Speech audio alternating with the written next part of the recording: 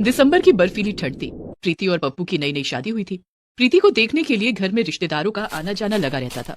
जब से शादी हुई है रोज रिश्तेदार बहू को देखने आते हैं। अब इतने सारे रिश्तेदारों का खाना पीना करना बड़ा मुश्किल होता जा रहा है। शादी के लिए पहले ही हमने काफी कर्जा ले लिया। अब लगता है कि रिश्तेदारों की आवभगत के लिए भी कर्जा लेना पड़ेगा। माँ तुम परेशान क्यों होती हो? इन दिनों बाजार में गाजर बहुत सस्ते बिक रहे हैं। मैं रिश्तेदारों के खाने पीने की बातें कर रही हूँ और तुझे गाजर की पड़ी है। घर में कोई मेहमान आ जाए तो उसे गाजर खिलाकर भेजेगा क्या? नहीं माँ, तुम्हारी बहू बहुत स्वादिष्ट गाजर का हलवा बनाती है। इसके हाथ का बना गाजर का हलवा खाओगी तो बस उंगलियाँ चाटती रह जाओगी और सारे मेहमान रसगुल्ले गुलाब जामुन सब भूल जाएंगे। अच्छा, लेकिन अभी तो बहू के हाथों की मेहंदी भी नहीं उतरी। अभी से उससे खाना कैसे बनवा सकती हूँ?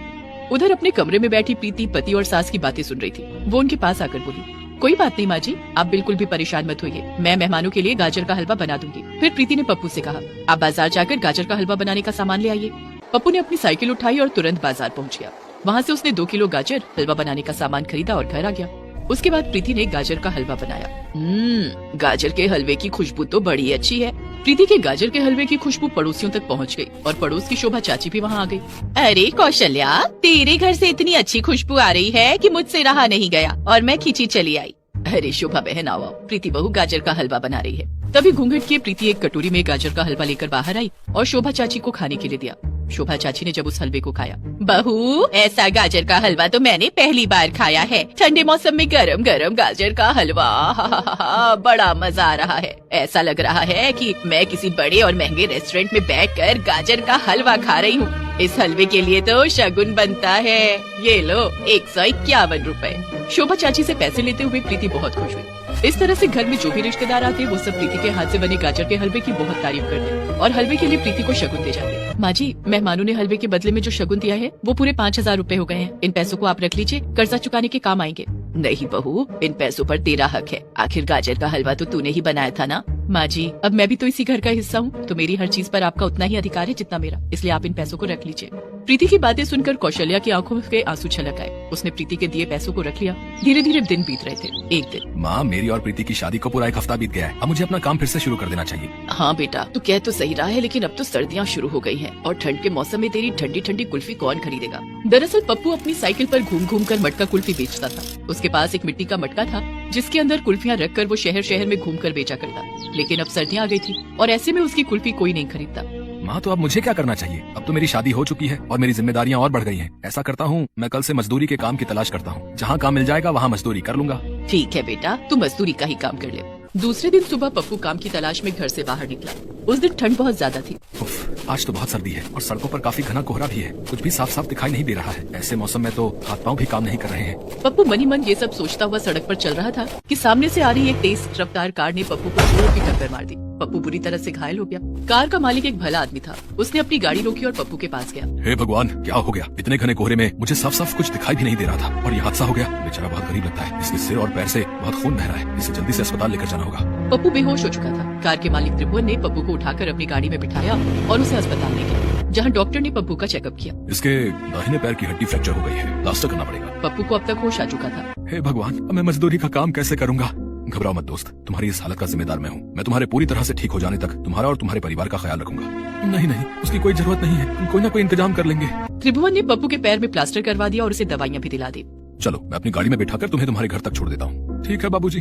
त्रिभुवन जब पप्पू को लेकर उसके घर पहुंचा तो पप्पू की हालत देखकर कौशल्या और प्रीति दोनों रोने लगे। हाय राम, ये क्या हो गया? अब घर का खर्चा कैसे चलेगा? कमाने वाला तो काम करने की हालत में ही नहीं है। माँ जी, मुझे माफ कर दीजिए, ये सब मेरी वजह से हुआ है। मैं आप लोगों की कुछ मदद करना चाहता हूँ। त्रिभुवन ने अपने पॉकेट से निकालकर 5000 रुपए कौशल्या के हाथ में रख दिए। नहीं नहीं, हम ये पैसे नहीं ले सकते।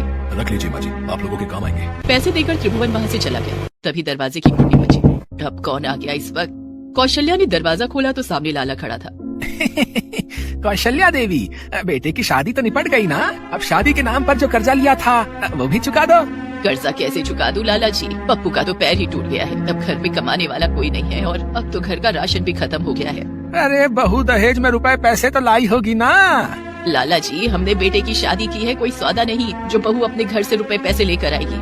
अब वो सब मुझे नहीं पता, मुझे तो मेरे पैसे चाहिए बस। कौशल्या और लाला की बातें सुनकर प्रीति से रहा नहीं गया। वो लाला के पास आकर बोली, लाला जी, आपको आपके पैसे अगले महीने मिल जाएंगे। ठीक है, अभी तो जा रहा हूँ, लेकिन अगले महीने फिर आऊँगा। लाला चला गया। कौशल्या ने प्रीति से कहा, प्रीति बहू, अगले महीने तक हम लाला का कर्जा कैसे चुका पाएंगे? अभी तो पप्पू भी कुछ काम नहीं कर सकता है। माँ जी, आप परेशान क्यों होती हैं? मैं हूँ ना। तू क्या करेगी बहू? माँ जी, आपको याद है जब मैंने गाजर का हलवा बनाया था, तब रिश्तेदार और पड़ोसी सभी ने बड़े चाव से खाया था और मुझे शगुन के रुपए भी देकर गए थे।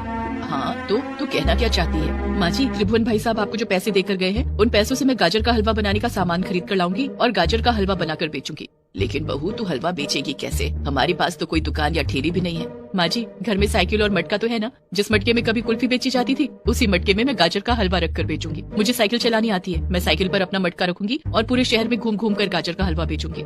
लेकिन प्रीति, इतनी ठंड में तुम साइकिल कैसे चला पाओगी? तुम्हें बहुत मेहनत करनी पड़ेगी। बाहर बहुत घना कोहरा होता है। साइकिल चलाते समय तुम्हें बहुत ध्यान रखना पड़ेगा। जब सर पर जिम्मेदारियां आती हैं तो ठंड और बारिश कुछ भी नहीं बिगाड़ पाती। और अब तो ये घर मेरा भी है। इस घर के खर्चे उठाने की जिम्मेदारी सिर्फ आपकी नहीं, मेरी भी है। प्रीति बहू, हम तो तुझे पाकर धन्य हो गए। माँ जी, मुझे सिर्फ आपका आशीर्वाद चाहिए। आप देखना, आपकी बहू अगले महीने तक लाला का सारा कर्जा चुका देगी। मेरा आशीर्वाद हमेशा तेरे साथ है बहू। प्रीति कौशल्या से कुछ पैसे लेकर उसी समय बाजार जाती है और ढेर सारा गाजर, देसी घी और मावे लेकर घर आती है। दूसरे दिन सुबह उठकर प्रीति ने ढेर सारा गाजर का हलवा बनाया और हलवे को मटके में भर लिया। प्रीति हलवे के मटके को साइकिल पर रखकर उसे बेचने निकल गई। प्रीति ने पूरे शहर में सड़कों पर, गलियों में घूम घूम कर गाजर का हलवा बेचना शुरू कर दिया। लोग प्रीति से हलवा खरीद कर खाने लगे। वाह वाह वाह वाह, कितना स्वादिष्ट हलवा है। माँ के हाथ से बने हलवे की याद आ गई। वाह, ये लो पूरे 50 रुपए, ठीक है ना? लेकिन हलवा तो 30 रुपए प्लेट है साहब। ये रहे आपके 20 रुपए। अरे नहीं नहीं, ये पूरे 50 रुपए तुम रखो। तुम्हारे इस हलवे के लिए तो 50 रुपए भी कम है। गाजर का ऐसा टेस्टी हलवा खाकर तो मजा ही आ गया। यही हलवा मैं किसी बड़ी दुकान से लेकर खाता तो 200-300 रुपए देने पड़ जाते मुझे। धन्यवाद साहब। धीरे धीरे और भी ग्राहक प्रीति से हलवा खरीद कर खाने लगे। लोगों को प्रीति के हलवे का स्वाद बहुत पसंद आने लगा। प्रीति अब पूरे शहर में गाजर हलवा बेचने वाली के नाम से मशहूर हो गई थी। कुछ ही दिनों में प्रीति ने अच्छे खासे पैसे जोड़ लिए थे। माँ जी, ये कुछ पैसे हैं, महीना खत्म होने वाला है। लाला जी अपने पैसे मांगने आते ही होंगे, आप उन्हें ये पैसे दे देना। जीती रहो बहू, भगवान तुम्हारे जैसी बहू सबको दे। 1 महीना पूरा होते ही पप्पू भी अब ठीक हो गया था। प्रीति, अब मैं ठीक हो गया हूँ। अब तुम्हें साइकिल पर हलवा बेचने की कोई जरूरत नहीं है। अभी डॉक्टर ने आपको आराम करने के लिए कहा है ना, आप घर पर रहकर आराम कीजिए। और रही हलवा बेचने की बात, तो जब हम दोनों मिलकर पैसे कमाएंगे तो घर में पैसों की कोई कमी नहीं होगी। ठीक है, जैसा तुम ठीक समझो। इस तरह से प्रीति मटके में गाजर का हलवा लेकर रोज साइकिल चलाकर उसे बेचने निकल जाती।